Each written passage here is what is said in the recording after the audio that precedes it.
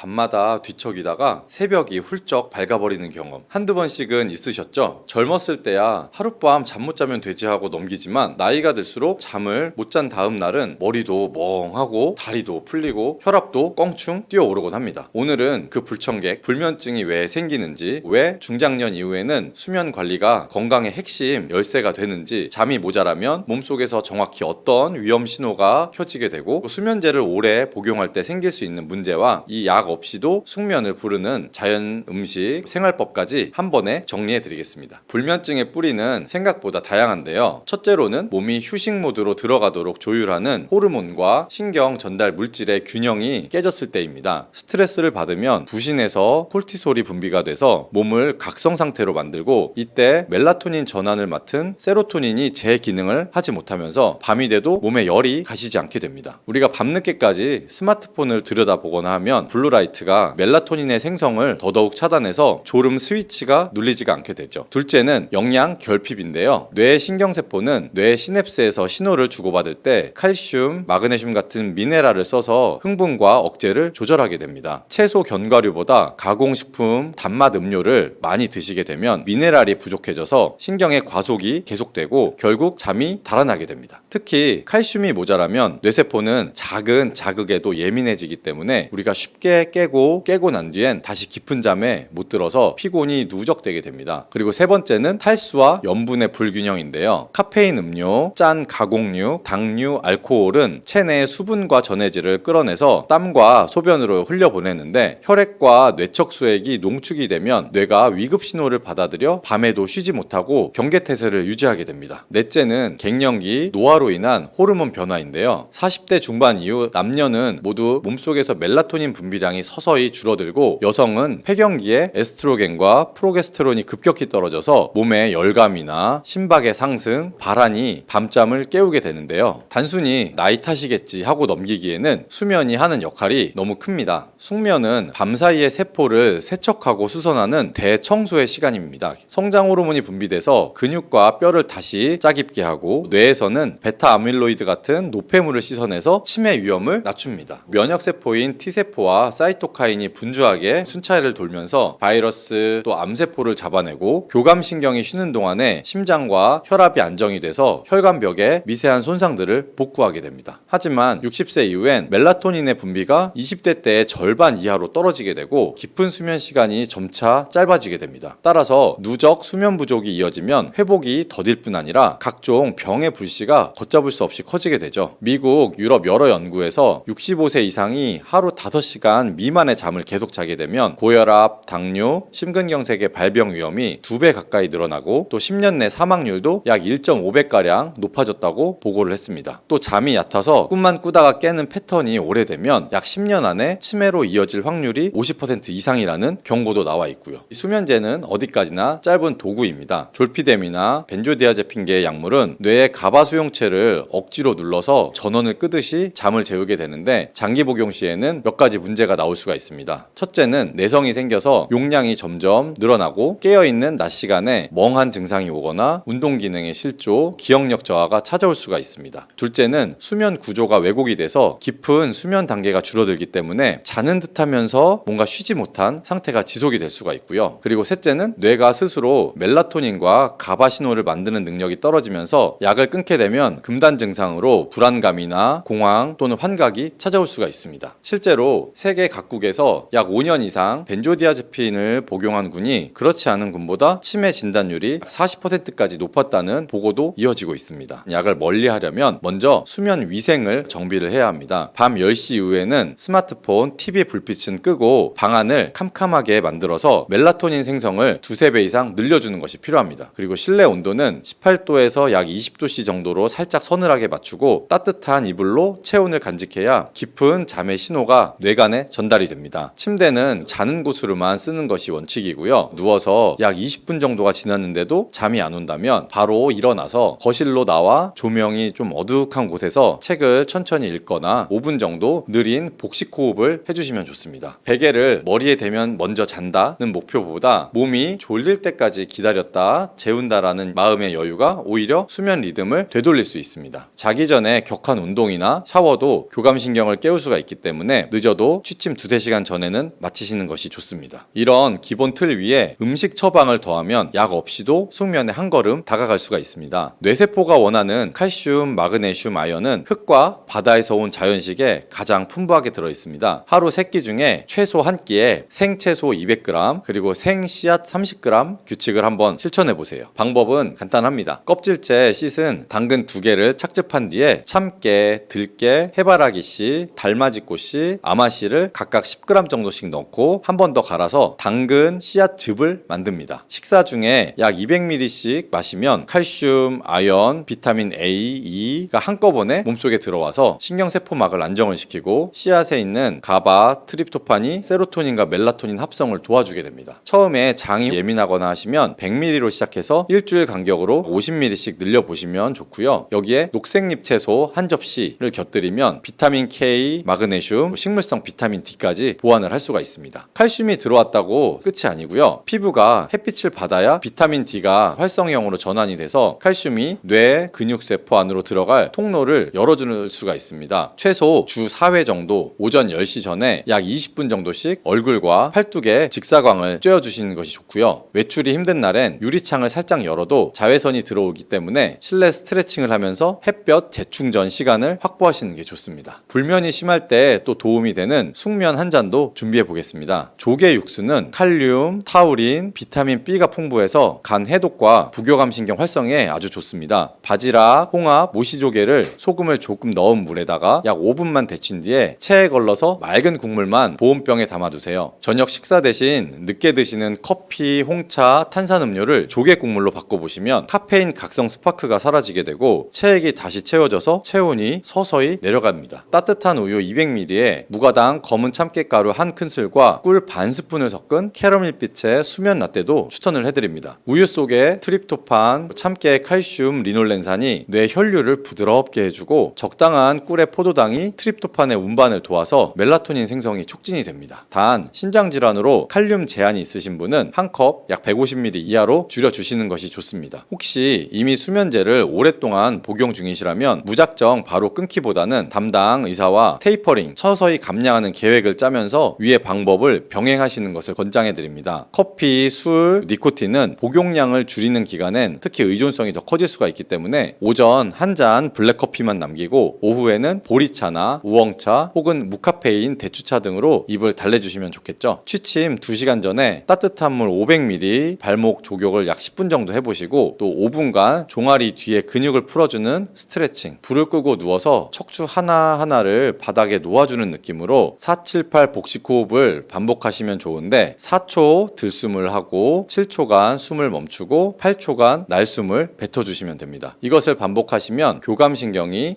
부교감신경에게 몸의 주도권을 서서히 넘겨주면서 몸이 편안해질 수 있습니다. 마지막으로 불면을 오래 방치했을 때 나타나는 위험 신호를 정리하며 마무리해보겠습니다. 아침 혈압이 약 10mm Hg 이상 올랐다가 점심엔 내려가는 패턴이 반복될 때, 식사 후에도 공복감이 심해서 밤마다 단 것이 당길 때, 지난주에 했던 약속 혹은 통화 내용을 자꾸 잊어버리고 머리가 하얘진다는 느낌이 들 때, 그리고 가슴이 두근거려서 새벽에 벌떡 깨거나 혹은 숨이 차서 일어나거나 할 때, 그리고 낮에 햇볕을 충분히 받는데도 기운이 없고 우울함이 있고 불안감이 밀려오거나 할 때, 이 5가지 증상들은 수면 부채가 위험 수위에 도달했다는 알람이 됩니다. 이때 필요한 건 더 강한 수면제가 아니라 내 신경세포에 물, 미네랄, 햇볕과 휴식을 돌려주는 근본 처방입니다. 지금까지 알려드린 습관을 약 4주간만 꾸준히 한번 실천해보세요. 어깨가 무겁게 내려앉으며 온몸이 푹 가라앉는 깊은 잠이 어느 날 갑자기 찾아오게 될 겁니다. 숙면은 자녀가 해드릴 수도 없고 약이 대신 해줄 수도 없습니다. 내 몸이 스스로 회복하고 청소하고 재건하는 가장 소중한 시간, 이제부터는 누구보다 내 자신이 먼저 챙겨보시기 바랍니다.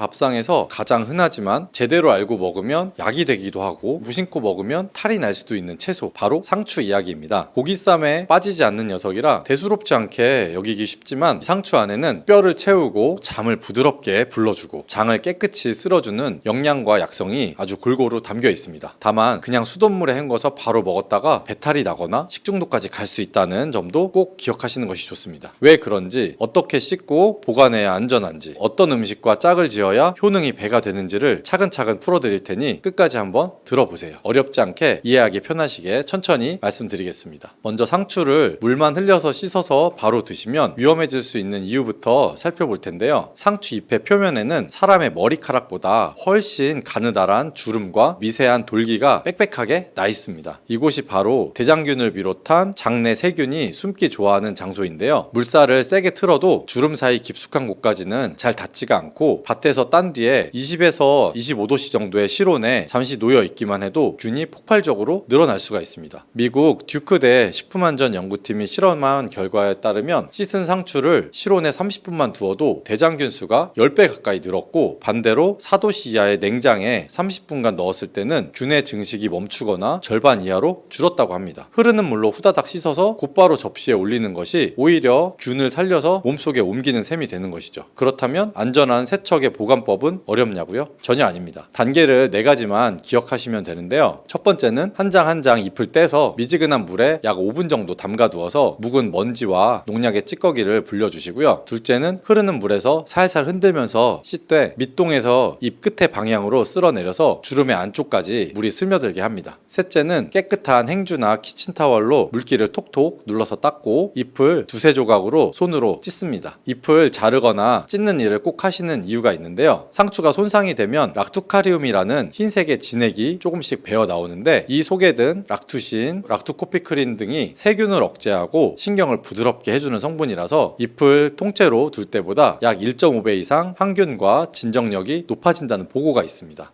그리고 네 번째는 밀폐 용기 바닥에 키친타월을 한 겹 깔고 그 위에 찢은 상추를 포개어 담은 뒤 뚜껑을 덮어서 냉장고 채소칸에 24도씨 영역에 넣습니다. 이렇게만 하시면 약 23일 동안 아삭함을 유지하면서 균 걱정 없이 드실 수가 있습니다. 상추를 제대로 씻어서 냉장한 뒤 먹으면 몸속에서는 그럼 어떤 좋은 일이 일어날까요? 첫 번째로 머리부터 발끝까지 열의 배치를 고르게 조절할 수가 있습니다. 한의서에는 상추가 심폐에 화를 내리고 기혈의 순환을 편안케 한다라고 기록이 되어 있는데요. 현대식으로 풀어보면 상추에 풍부한 칼륨, 마그네슘, 비타민C가 응집되면 혈관 내벽에 달라붙은 나트륨을 끌어내고 끝으로 몰리던 피를 온몸에 골고루 돌려준다는 뜻입니다. 혈압이 높아 얼굴이 화끈거리는 분, 더위만 오면 머리가 띵한 분이 상추를 꾸준히 드시면 몸은 시원한데 배는 따뜻하다는 느낌을 자주 말씀들을 하십니다. 두 번째 효능은 골다공증 예방인데요. 상추 100g에는 비타민 K가 하루 권장량의 약 절반 가까이 들어 있습니다. 이 비타민 K는 칼슘을 뼛속 단백질과 접착시키는 일종의 접착제 같은 역할을 합니다. 칼슘만 많이 먹고 비타민 K가 모자라면 칼슘이 혈관 벽에 엉겨서 돌처럼 굳어버리는 반면에 둘을 같이 섭취하면 칼슘이 뼈로 쏙쏙 들어가서 뼈에 있는 구멍을 메꿀 수가 있습니다.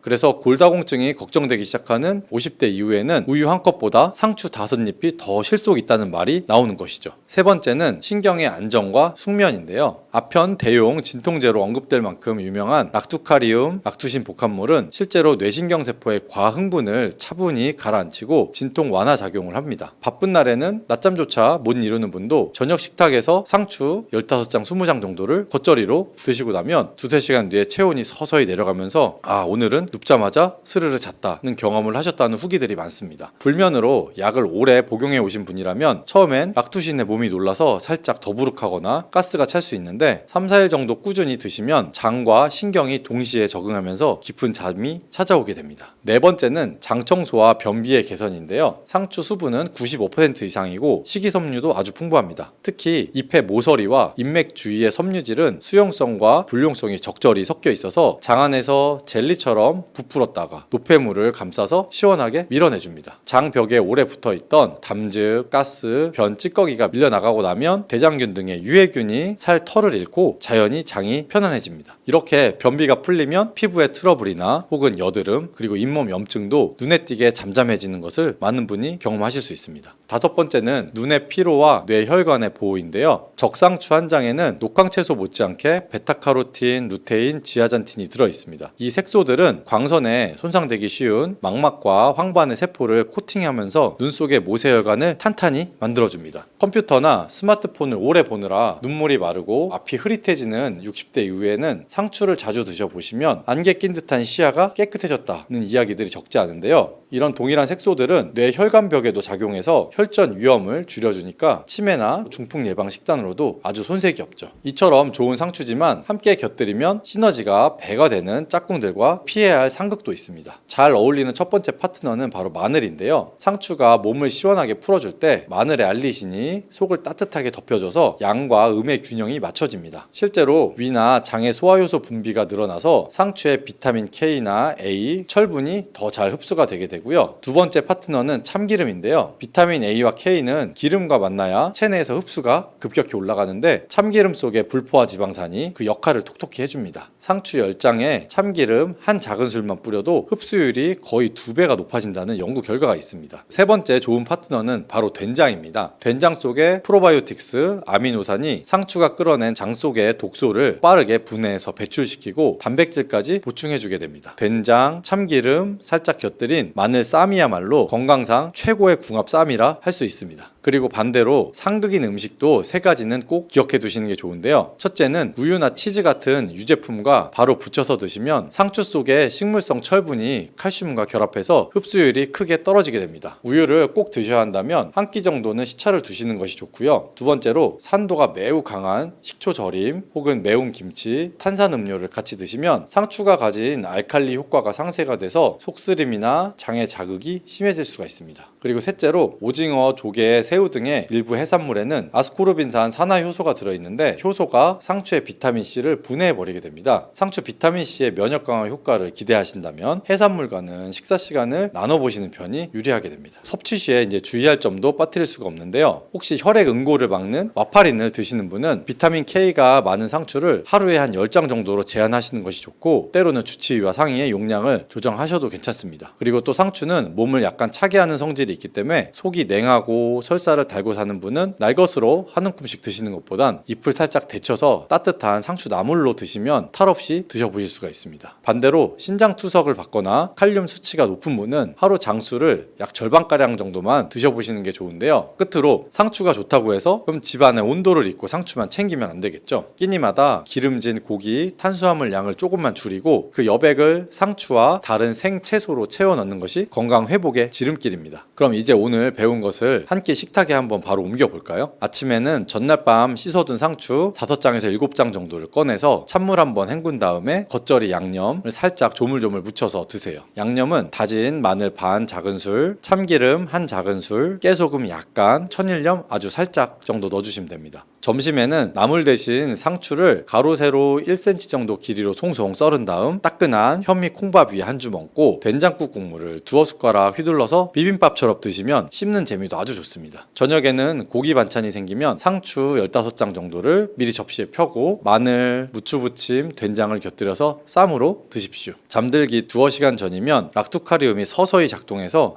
오늘은 약을 안 먹어도 눈이 감기네 하고 깨닫게 되실 수 있습니다. 하루에 상추 5장도 제대로 못 챙겨 드시던 분이 한 달만 꾸준히 실천하면 어떤 변화가 생길까요? 혈압약, 위장약, 수면제에 둘러싸여 지내던 분들도 소화가 좋아지니 반컵 정도가 줄었고 밤마다 아팠던 다리가 덜 당긴다. 아침 공복 혈당이 100 아래로 내려갔다는 얘기를 들려주시게 되는데요. 이렇게 몸이 맑아지면 마음 걱정도 덩달아서 줄어듭니다. 고기가 없는 밥상이 허전하시다면 고기 양을 절반만 줄이고 남은 빈자리를 상추나 부추, 양배추 샐러드로 한번 채워보세요. 변비나 불면, 골다공증, 그리고 혈관 건강이란 4마리 토끼를 한꺼번에 잡는 길 멀리 있지 않습니다.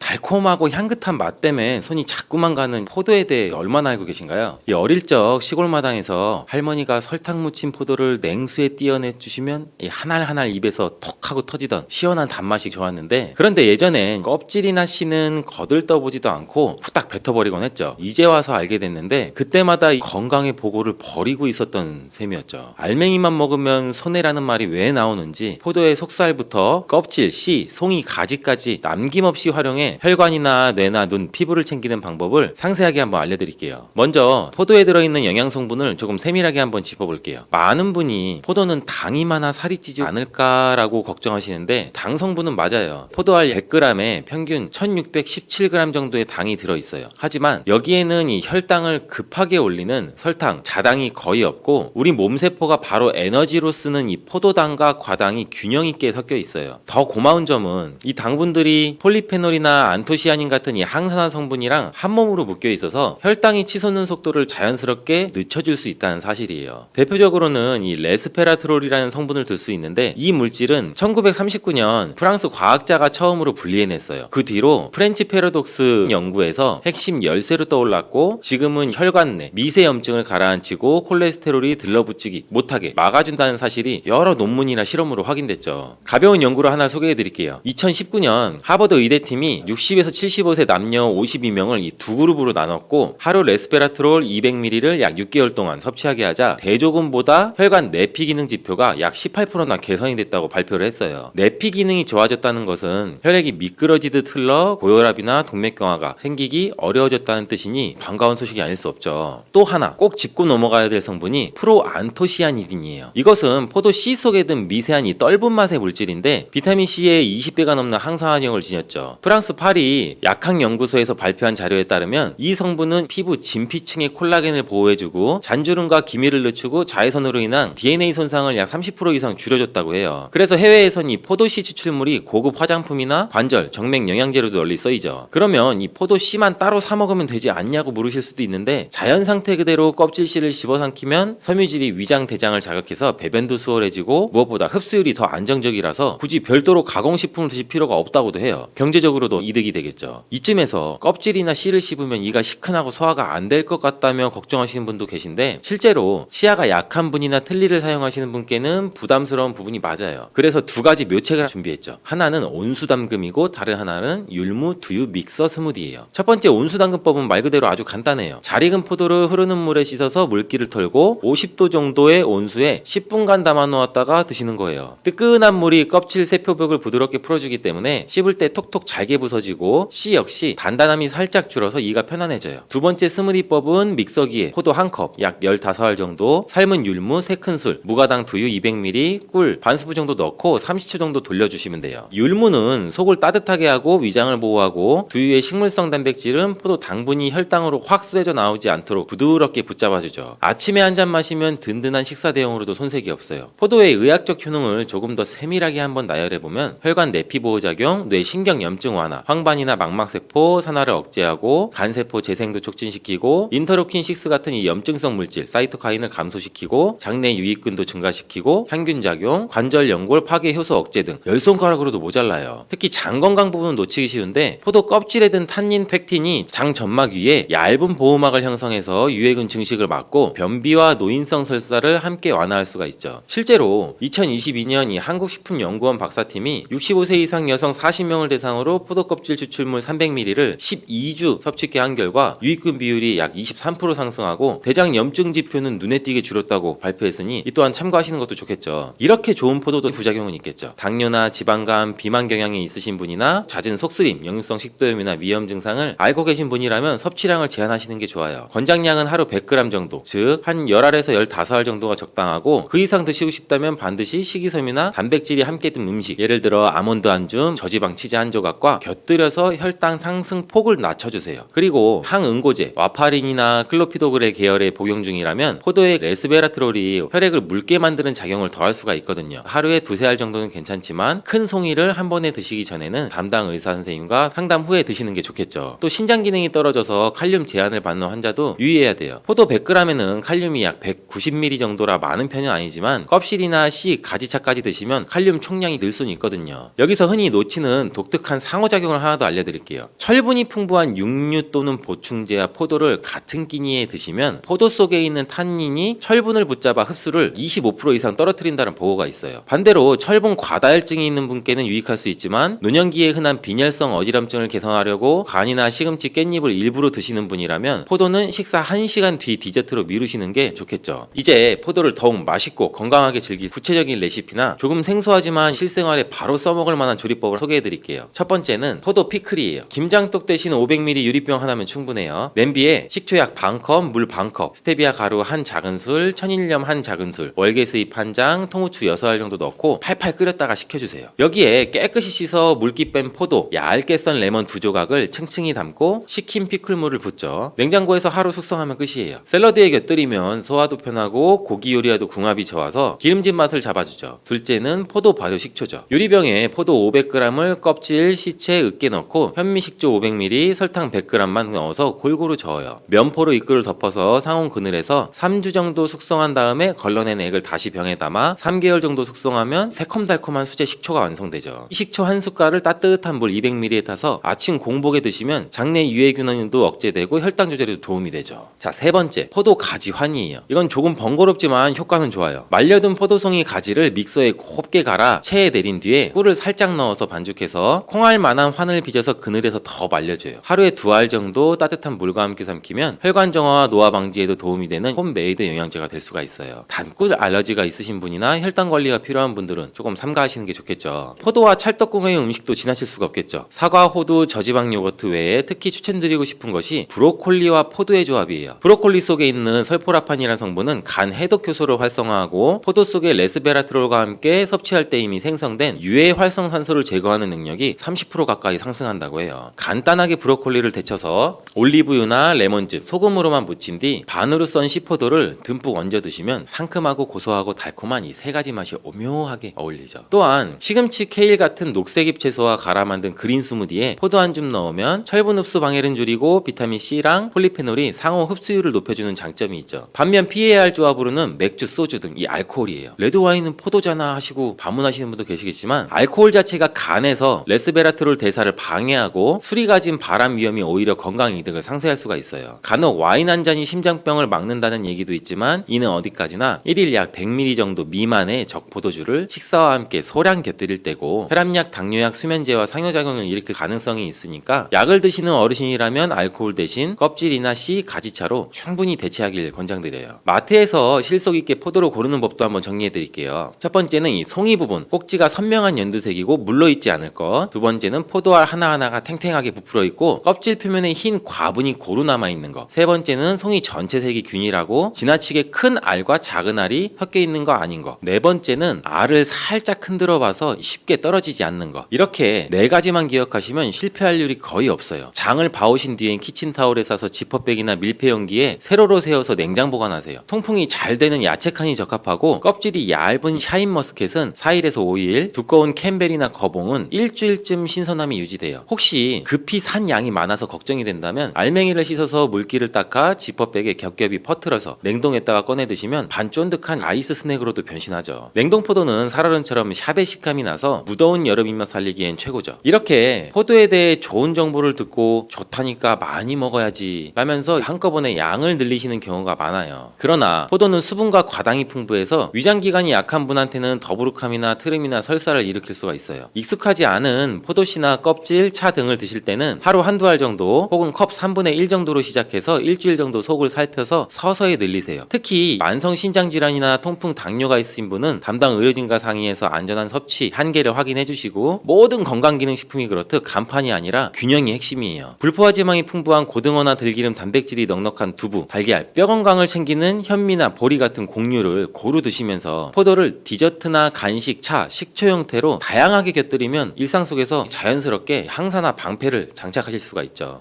부추가 건강에 좋다는 말은 많이들 들어보셨을 거예요. 근데 구체적으로 어떤 데 좋은지, 식탁에서 다른 재료와 또 어떻게 맞춰야 하는지, 혹시 약을 드시는데 부추가 영향을 주지 않을지 걱정이 또 앞서실 수가 있겠죠. 그래서 오늘은 부추의 대표 효능부터 같이 먹으면 시너지 효과가 폭발하는 음식과 꺼려야 할 궁합, 섭취할 때 주의사항, 신선도를 오래 유지시켜주는 보관 비법까지 차근차근 풀어드릴게요. 끝까지 들으시면 내일 시장에서 부추를 사오셔도 당황하지 않으실 거예요. 먼저 부추는 예로부터 간의 채소로 불리며 이 인삼 부럽지 않은 보양 채소로 인정받아왔어요. 부추 특유의 그 알싸한 향은 황화아릴이라는 유황 화합물에서 나오는데 이 성분이 간에서 해독 효소를 자극하고 피 속에서 찌꺼기를 녹이고 위와 장의 운동을 살려 음식물이 더부룩하게 머무는 시간을 줄여줘요. 더불어 이 베타카로틴이 풍부해서 우리 몸에 비타민 A로 바뀌면서 면역 세포를 튼튼하게 해주고 눈의 망막도 보호할 수 있죠. 비타민 C와 E도 고르게 들어있어서 활성산소를 잡아주니 노화 속도도 느려지고 손발 저림이나 수족냉증처럼 혈액순환 때문에 막혀 나타나는 증상도 서서히 좋아질 수가 있겠죠. 칼륨 함량은 시금치보다는 높아서 몸속 나트륨을 잡아 빼니 혈압 조절에 또 도움을 주고, 이 식이섬유가 장을 부드럽게 쓸어내려서 변비 예방에도 안성맞춤이겠죠. 여기에 단백질이 풍부한 두부를 만나면 얻는 이득이 또 배가 돼요. 두부 속 이소플라본은 뼈에서 빠져나가려는 칼슘을 붙잡아서 골다공증도 예방시키고, 콩 단백질과 부추의 황화알이 손을 잡으면 근육 합성을 도우면서도 혈관 안쪽에 들러붙은 LDL 콜레스테롤을 부드럽게 또 씻어 내려주죠. 게다가 이 두부의 많은 엽산은 혈관 파괴물질 이 호모시스테인을 다시 메티오닌으로 바꿔 독성을 또 없애주는 효과도 있고, 고혈압이나 뇌졸중 치매까지 한꺼번에 예방하는 든든한